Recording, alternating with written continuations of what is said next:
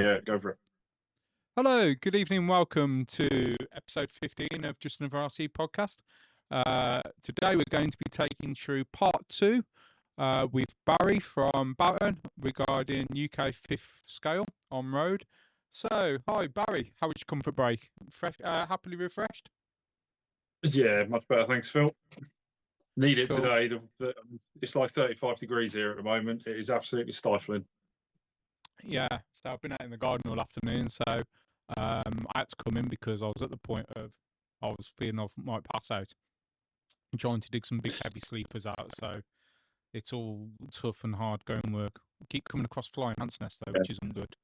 Right, okay, enough about that. So we are. Where did we get to? We was just touching about engine size and the brake calipers and the size of the vehicle. While we're talking about brakes being quite important, I've just gone onto the. I went onto the UK 5th scale on road Facebook page earlier. Viewers, if I'm looking away from the camera, I do apologise. I'm not being ignorant. I've got other screens open. I've got multi-screens, and I'm looking at other screens for information. So I noticed that you put a post up on the 21st of June, taken from another page. The importance of standing in your designated marshal points with something looking like the brakes haven't gone entirely well. No, that's a car which unfortunately we call it a runaway in fifth scale. It was basically the throttle jammed wide open. The car ran away from the driver. It just basically went out of control, and it drove itself full bore into where one of the designated marshal points was. Luckily, the marshal point had obviously safety fencing around it, but in the image you can kind of see the damage it's done to the car, and the car has burst pretty much all the way through the fence. And it's one thing that we do within. I mean, it should be something that happens in every class of racing, but we can be a little bit lax with the smaller classes. We tend to think, oh, nobody's going to get hurt, but all marshals should be standing in the designated spot, and circuits should be designed in such a way to protect the marshals. Yeah, it just goes to show how important being in your marshal point is, isn't it? Not deviating from that. So, would you like to tell me about your season last year, and then we can start talking about your season this year? Yeah, I'd rather talk about last year rather than this year, because I must admit this year's not really gone according to plan. But yeah, last year was great. Fifth scale in the UK is growing. We're getting the numbers are getting more and more. We're getting some good turnouts now. We're getting good quality drivers, and we're getting bigger entries. It's really taken off in the UK. From my understanding, I wasn't involved with. I've only been involved with fifth scale for sort of 2 or 3 years now. But my understanding a few years ago, the fifth scale scene was sort of dying out, and it was a little bit on its knees, to be honest with you. Nowadays, it's picking up, and it's going from strength to strength. It's getting bigger and bigger. Last year was a successful year for me, I must admit. I'm not going to lie, I probably wasn't the fastest driver on track at every meeting. In fact, out of the whole season, I only won one national. But I was consistent. I was on the podium in every single race, and it was enough to bag me the 2025 title. This year hasn't quite gone to plan. As with any form of racing, we do have technical failures. We have issues every now and again. Last year I didn't have a single thing go wrong. This year, in the first couple of nationals, I've had a couple of incidents with. For example, the last national, I was running in second place, and in the extreme heat, it looks like my fuel tank decided to start siphoning itself out through the breather, which dumped half its fuel out inside the chassis of the car, and caused me to run out of fuel 5 minutes before the end of the final. It's one of those things. These things happen, and it's just unfortunate that it's a big chunk of points lost in the championship. At the moment, it's one of my teammates who's actually leading the championship, Jarrett Williams.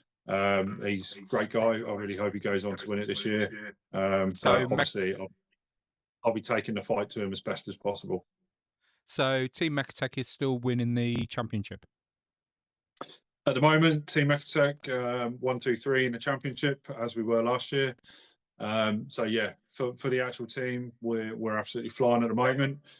Probably the strongest team in the UK at the moment. We've got, obviously, it's not all Mecatech. We've got other brands. There's MCD, there's SA8R, there's Genius, there's Capricorn. There's other brands out there. We've probably got the strongest team. We've got the most numbers. So obviously that's going to reflect in results because we've got more cars on track. I don't know why we happen to have the strongest team. The only thing that I can think is the trackside support from Tyrone is second to none.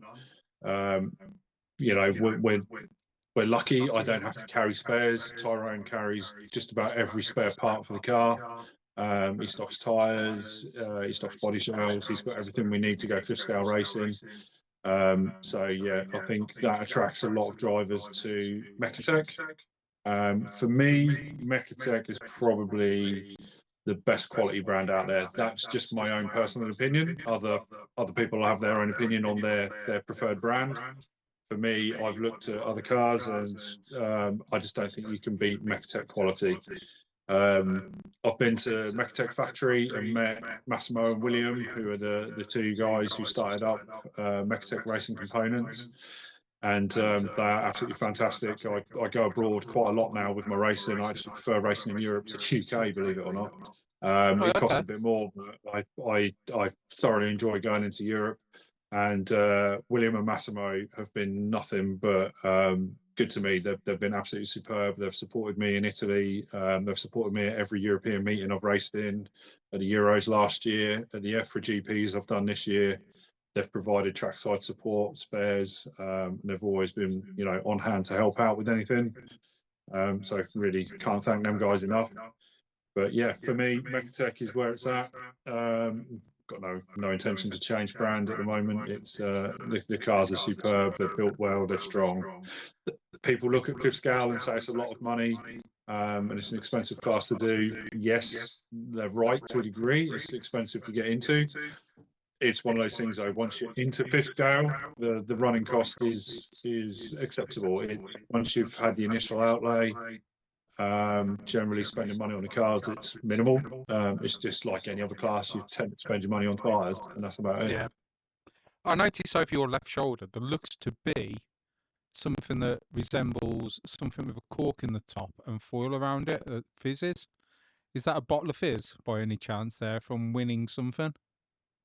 That will be, yeah. I can't remember what that one was from now. That was, I forget now. Forget which meeting that was. That was, yeah. Winner's champagne. Unfortunately, I got a feeling it might have been raining on the day, so we didn't spray it everywhere. But yeah, it's a bottle there, and I haven't got it in here actually. My trophy for last year is a nice little multi-tiered trophy that the BRCA presented for the 2025 National Championship, and that's actually in the.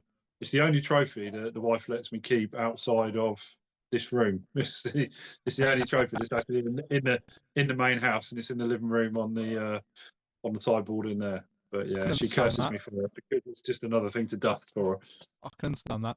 So it's just like winning like a proper big motorsport event then, where the winners go on the rostrum and they spray champagne everywhere then.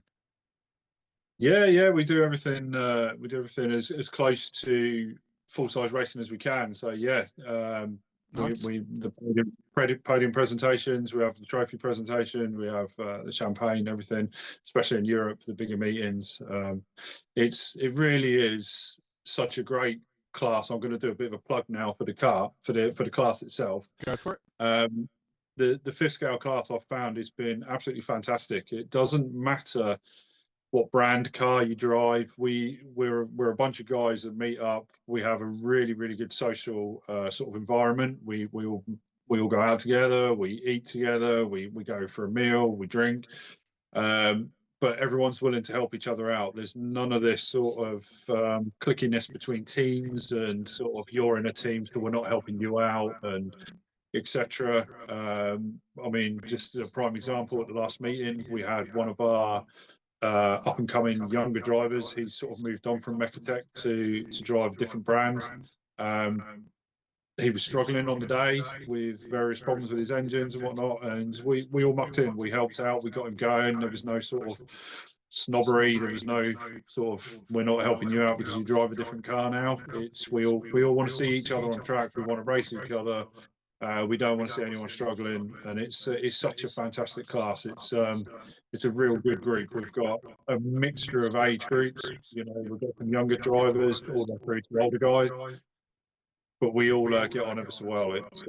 It's absolutely brilliant. When I go abroad, it's absolutely fantastic. The atmosphere abroad is ace, and again, you know, the guys that I meet out there, you know, everyone helps each other out.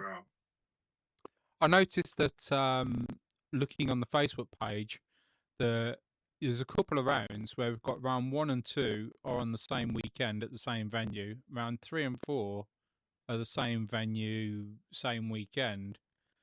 So a lot of the time, do you run 2 rounds on one weekend? Yeah, so that's something we trialled last year and rolled into this year. So the committee was looking at ways to try and reduce costs for everyone. So what we did is we put on basically we put on 3 of our meetings on bank holiday weekends, and what we have is we have open practice on a Saturday. We'll have a round of our championship on the Sunday, and then another round of the championship on the Monday. So the idea was that we can get 2 rounds in one weekend and save people traveling backwards and forwards going across the country on circuits. So we travel to a circuit and we stay for the weekend and we do 2 rounds of racing, and then we leave and travel back again. So it only takes up, I think we have 3 double header meetings, which create obviously 6 rounds of the championship, and then we do 2 single head meetings at Wombwell because they're not able to facilitate a double head meeting. We have 2 single rounds, which means open practice Saturday, race day Sunday, and that's it, like a conventional meeting. So we actually get 2, 4, 6, 8 rounds of the championship, but we only race for 5 weekends of the year. So it gives us more options to go abroad to do EFRA GPs, European Championships. I'm off to the World Championships next month in Switzerland, things like that. We can spread our sort of racing out and do other things. I noticed also that you're going to Brooklands. Is that the famous Brooklands circuit? Unfortunately not, no. That's Brooklands in Surrey. The on-road circuit is Brookland without an S, Brookland in Kent. So yeah, it's down near, it's quite far south. It's down near Romney Marsh. I don't know if you've been down that way. Romney Marsh. I know Romney. Yeah. So I know the circuit. Yeah. I know the actual circuit. It's on the way to a place called, I'll think of it later. I hate the place. Absolutely hate the place. The road into it is horrible. Probably Dungeness.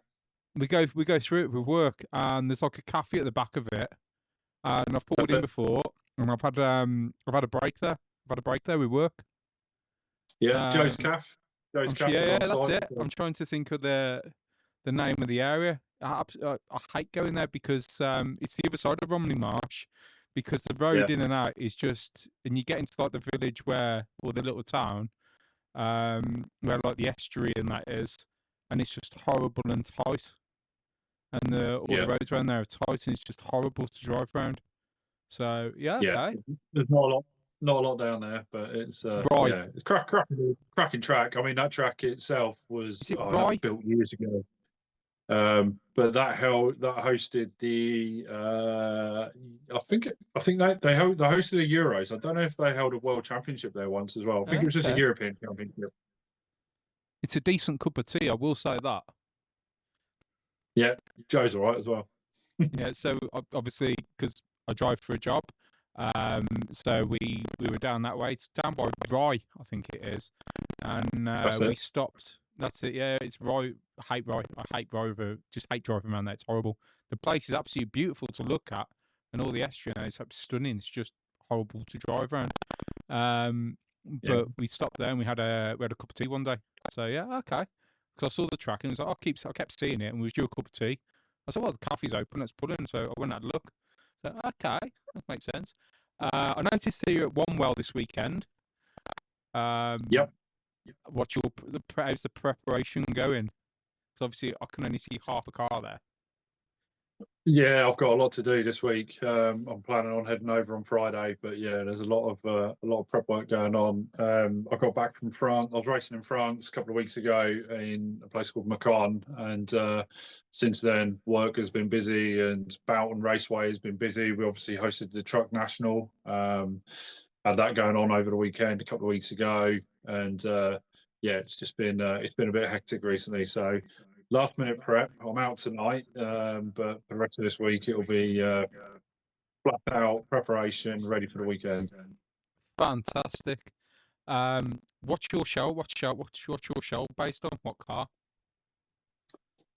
So we use two different types. So the good thing with fifth scale on road is, unlike 1/10 on road, the body shells have to be a representation of a real racing car. 10th on road has lost its way, which is kind of why I've lost interest in it a little bit. The body shells are all about the aero. We tend to use two different body shells at the moment. So at the moment, this is my Porsche 911 GT3, straight off the track in France. Hence the nice paint job. rubber damage. A little bit of battle scarring on there as well. So a proper replica of a proper race car. The other type of shell, it's been on its roof. We had a lot of grip out in France, and yeah, grip rolled, and hence the black scuff on the roof. But the other type of shell we use is an Alfa Romeo 156, I think it is, the old 156 Nice. DTM car. So we tend to use that as a good all-round shell. Unfortunately, at the end of this year, I think the homologation expires on it. So yeah, this is the last year for the Alfa Romeo shell. So we'll be using the Porsche a hell of a lot more going forward. You have to have homologation on your shells, so it's pretty much like motor racing, then where you have to have homologation ends in. Yeah, Okay. yeah, they've all got to be homologated, and they all have to carry the EFRA stamp. I can't remember where it is on this one. I think it's on the rear. You probably can't see it. It's on here. Yeah, I can just about see that. You can see this one's been used abroad a couple of times, so we have to have them inspected, and you have to be stickered up. I've got two different ones on here from two different meetings, and I have to be stickered up with the EFRA logo to say that they've been inspected and passed. But yeah, it's pretty strict, especially in technical inspection when you get to, I mean, we're stricter at BRCA at national level because we are at national, it's kind of as high as you can go in the UK. But at EFRA level, once you go into Europe, it's like another notch up. So Okay. yeah, everything's absolutely scrutinised right down to the last nut and bolt. Really, chassis are stamped, engines are. We have like a dab of paint that's put on an engine with a sticker. I don't know if I can show you on this engine. So this is one from recent EFRA GP. So it's marked with a sticker and little paint dots either side of it. Yeah. Put across the joint in the crankcase. So if you open the crankcase, it breaks the paint and the sticker. Yeah. Exactly. This is pretty much like proper motorsport, isn't it? You know, because obviously when we seal an engine, obviously they go a little bit further than that, but generally with lock wiring you have to draw bolts and stuff. But that's still going quite a way. Who paints your shells for you? Do you do that yourself? No, so that particular body shell was painted by someone you know, actually, Martin Ewan, who comes to the model week. Okay. Martin painted that one. But I've also got a local painter, guy called, a lot of people know, Scott Revel from Skim RC. He's currently painting me some new body shells ready for the Worlds in the same design, but he's kind of my go-to guy now. I'd love Martin to do all of them, to be honest with you, because he's absolutely great at it. But it's quite time consuming, and with his own job and obviously prepping his own cars, he hasn't got time to be painting my body shells. So yeah, Scott Revel at Skim RC, another little plug for you there. Scott does all my body shells now. So yeah, looking forward to getting the new ones back ready for the Worlds next month. I'm trying to work out where Martin would find the time to spray shells, to be honest, because he does a lot of racing in lots of different classes, doing lots of things, and obviously he also does fifth scale racing as well, doesn't he? That's right. Yeah, He's Mecatech as well, isn't he? yeah. So I introduced Martin to some fifth scale racing a couple of years ago, and as soon as he saw it, he was hooked. He's a bit like me. He's fascinated by the engineering side of things, and he's just he's really taken to it well. So he's he absolutely loves it. He's any race meeting in the UK, all the nationals he's at now, and really enjoying it, which is great to see. But yeah, last couple of years, since I got into it, I've introduced Martin to it. I've introduced Colin Passfield, from the Model Week. Yeah, he's got into it. We like I said earlier, the fifth scale section has just been growing and growing and growing. It's looking really good, and the future's looking good as well. We've got some really good younger drivers coming through. It's great. We've got some new distributors starting up in the UK.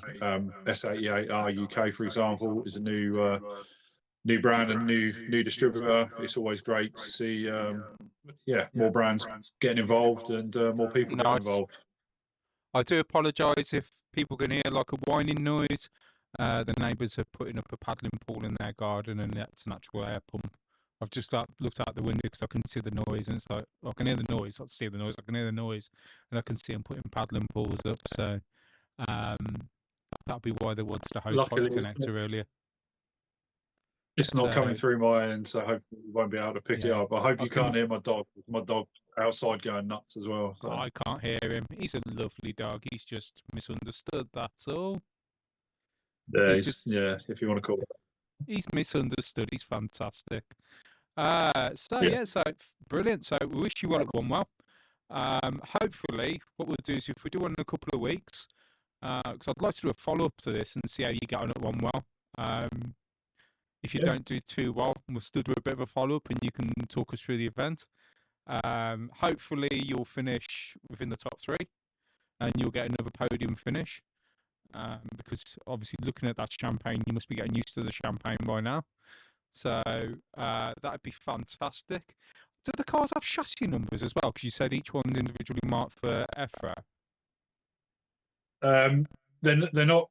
They've not got chassis numbers from the manufacturers, but EFRA will stamp. Well, not necessarily stamp, but they'll sticker and put paint on it, so you can't remove the sticker. But they'll label the chassis as well. So once you've started your qualifying run, before your first quali, you take your car to technical inspection and everything gets marked up. So once you're starting your race meeting, that's the car you're committing to, that's the chassis you're using, the engine you're using, the body shell you're using.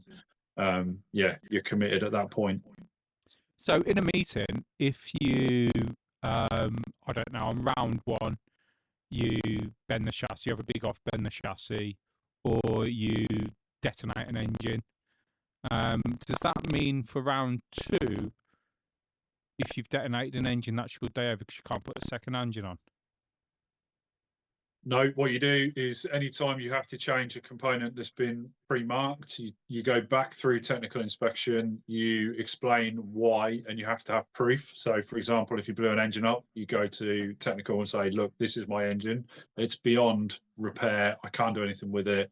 I need to put another engine in. You're permitted to use a different engine, but you get a grid penalty when it comes to your finals. Okay. So if you TQ'd the meeting and you was on pole, but you had to change your engine at any point during the day, you'd go back to the back of the grid and start from 10th place. But you still get to race, so that's good. Still get to race, yeah. It's very, very rare that you'll be sort of disqualified. EFRA are the same. They want to see cars on track, and we want to see cars on track, and we want people to race against. So we never ever want to see a driver not competing for any reason. We're all there to race, but we want to help each other out and we want to see cars on track. So Any time that a component has to be changed, it just results in a grid penalty. That's all. Cool. But yeah, obviously, the higher up you get, a grid penalty can be, quite serious. You don't want to be starting at the back in an A final, for example, because getting back through to the front is very difficult with the speed and how competitive everyone is. Yeah, I'd imagine it's a bit like a daisy chain going around, isn't it?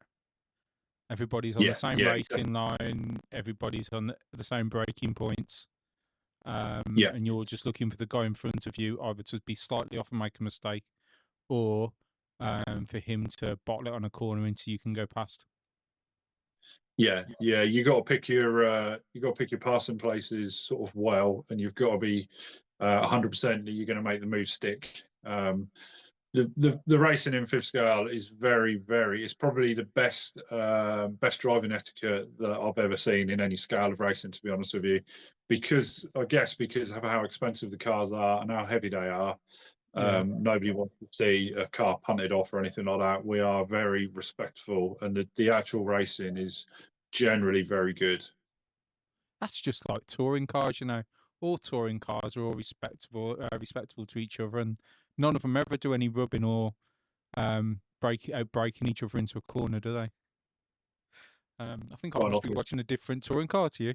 But yeah, so that sounds really good. Well, what we're going to do is, because obviously I know you're keen to go and play badminton. I was going to go to the gym tonight, but I think with the heat, I don't think I probably will tonight. So thank you for coming on. We'll wish you all the luck for the weekend. Hopefully you'll do quite well. And say what we'll do in a couple of weeks. We'll have a bit of a recap and see how you got on the weekend. It'd be nice to have a catch up and see exactly how you got on the weekend. Hopefully you'll get a nice podium place and there'll be another bottle of champagne. Saying that, you'd have drank it by then and it would have been sprayed. But hopefully you get to open another bottle, so that'd be great. So thank you, listeners. Hope you've enjoyed this. It's something a bit different to the trucks that we tried to do. Obviously, with the truck series, there's only so much we can do, so we do try and put other podcasts in as well regarding other scales, other disciplines. So thank you all for listening. Hope you've enjoyed it. I would like, if possible, if people want to get in touch with me, I'd like to do like kind of like a bit of an interview with other drivers that do the truck series, regardless of your skill or ability. Drop me a message. We'll have a chat. Let's see if we can do a podcast with you. It doesn't always have to be about the top guys. It can be about us mere mortals lower down the field. Once again, thank you for listening, and we'll catch you in the next episode.